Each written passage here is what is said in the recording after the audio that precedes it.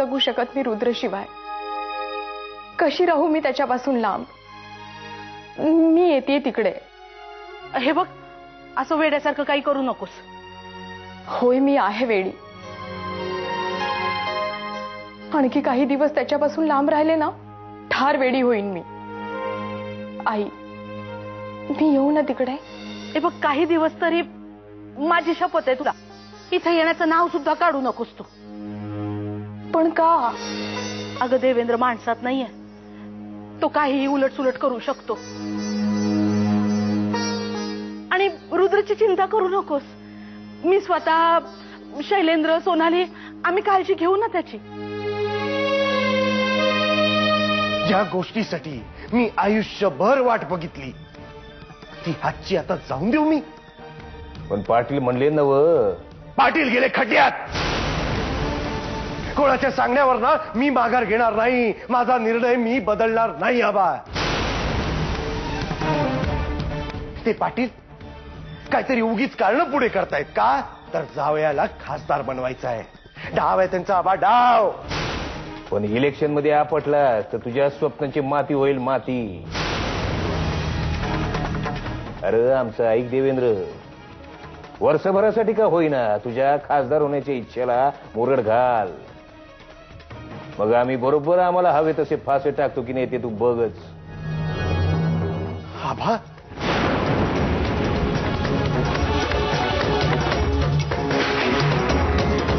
तू आणि शैलेंद्र त्या मुक्ताच्या सुखासाठी जे काही प्रयत्न करताय ना, त्यात तुम्हाला कधीच यश मिळणार नाहीये.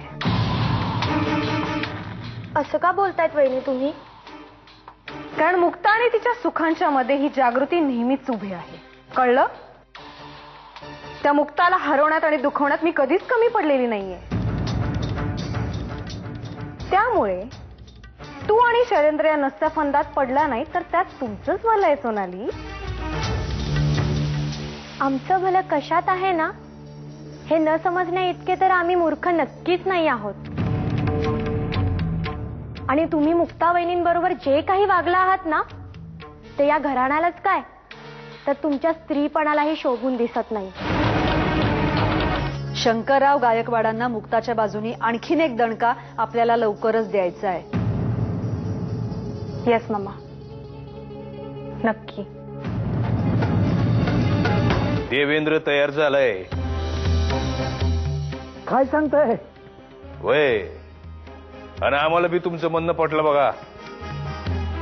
नाही, आमची दोन्ही बी पोरं आमच्या सांगण्याच्या बाहेर नाहीत. तुम्ही बघाच, धाकट्याच्या प्रचार सभेत थोरला पुढे होतो की नाही ते. बस बस बस, आता तुम्ही कसली बी चिंता करू नका. अहो, आमचं जावई बापू खासदार होणार म्हणजे होणार. मला तर रुद्रची खूप काळजी वाटते. तिथे मुक्ता वहिनींचं आपल्या बाळाशिवाय मन लागत नाहीये आणि इथे सगळे रुद्रकडे असूनही त्याची आबाळ होते.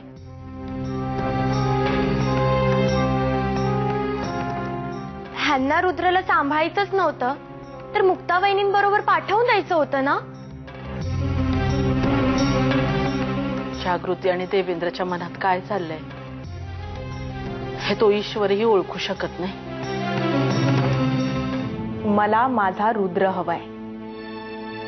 तो मिळाला नाही तर मी तुम्हाला सुखाने जगू देणार नाही. तुला रुद्र हवाय ना? नाही देत, जा. काय करायचं ते कर. आणि असंही आता आम्हाला स्वतःच पोर होणार आहे. या घराण्याचा, या वाड्याचा खरा वारस येणार आहे. आम्हाला आता तुझ्या पोराची गरज नाहीये ग. आपण जे पेरतो ना तेच उगवतं. नक्की तुझी बायको गरोदर आहे ना? का जसं तू मला फसवलंस तसं तिने तुला फसवलंय? तोंड सांभाळून बोल मुक्ता. नाही, मुळात माणूसच धड नाहीये म्हणून म्हटलं. उगीच आंधळा विश्वास ठेवू नका तिच्यावर.